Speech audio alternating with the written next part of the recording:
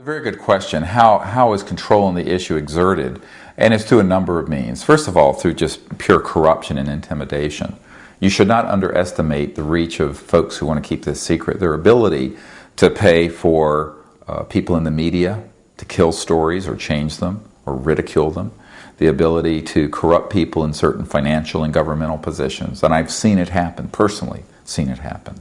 I've been approached by the former head of Army intelligence and by his minions to be bought off, to not tell the truth about this. And I told him go away. But most people would not say go away. And particularly when it's attended by threats. And so the power of ridicule, the power of threats, and the power of inducements, position, money, what have you. But I think most importantly is psychological. It's a psychological phenomenon.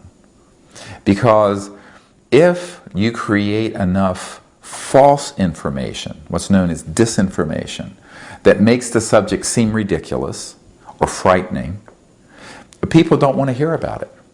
And it closes doors automatically. And since there is no large-scale institutional support or funding or professional effort on this issue, but before what we had done, there was nothing. There was hobbyists and volunteer organizations and what have you. It's very easy to do this because you can control the worldview on it by creating videotapes and movies and books that either frighten people and turns them off or makes it seem so ridiculous that they dismiss it as nonsense. And that is psychological warfare planning. And we have a document from 1953 from the CIA where they specifically talk about this, and this is in our books, where they specifically talk about the psychological warfare value of the UFO subject.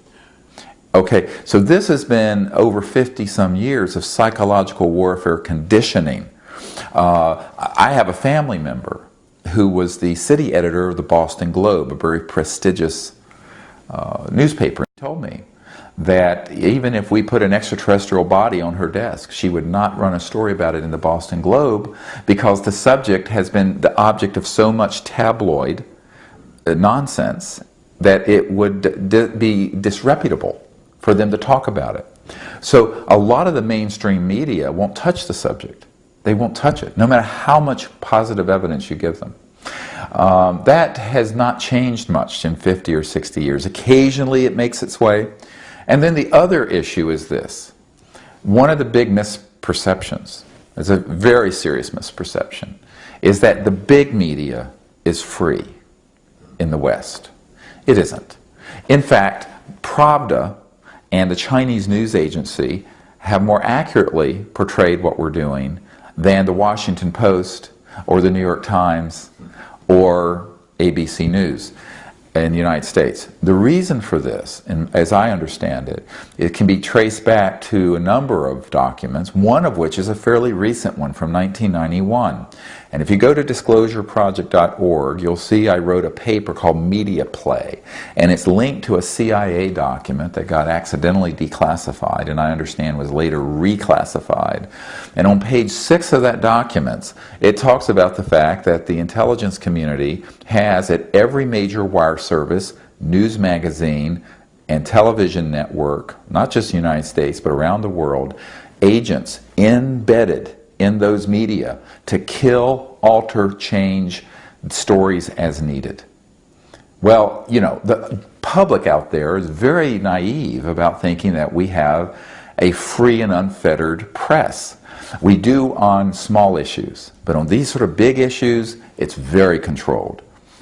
And I tell people they should read a book called Into the Buzzsaw that Gore Vidal wrote the foreword for, that talks about mainstream journalists who's discovered very hot issues, not this issue necessarily, but how they were cut down and went into this buzzsaw of being completely eliminated from being able to tell the story to the people, not just in America, but around the world.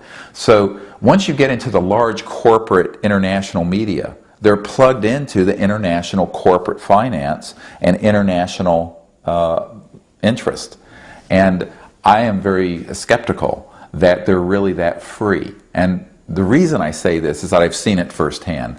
I had an executive producer at ABC News in New York who wanted to do a huge expose using Disclosure Project military witnesses. And he was all ready to do this. And he controlled major news magazines like 2020 and Primetime Live. And when it came time for him to go into production, he called me, he said, "Dr. Greer, I can't make this." I said, "Why not?" He says, "They won't let me." I said, "Who are they?" He said, "Dr. Greer, you know who they are."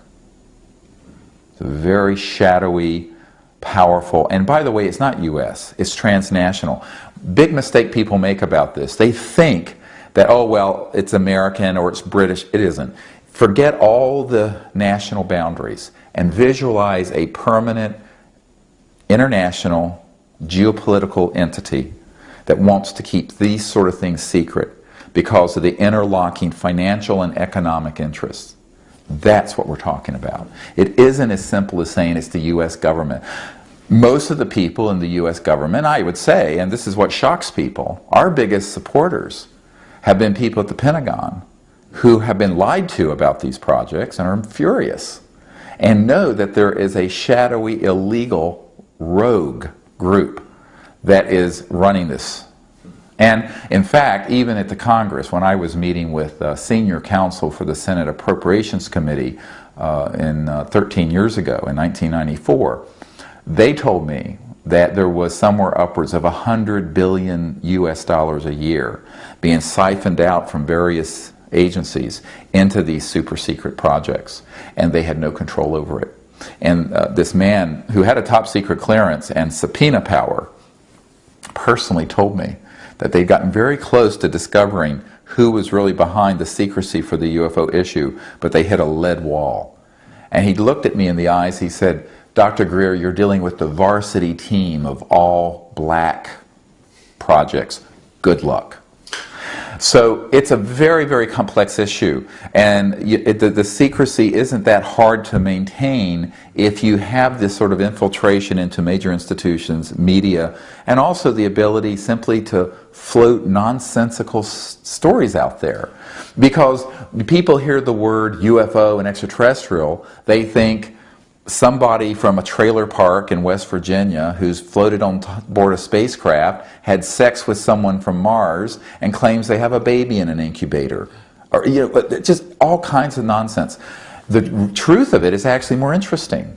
The truth of the technologies and the fact that the extraterrestrial technologies are so advanced that they interface directly with coherent thought.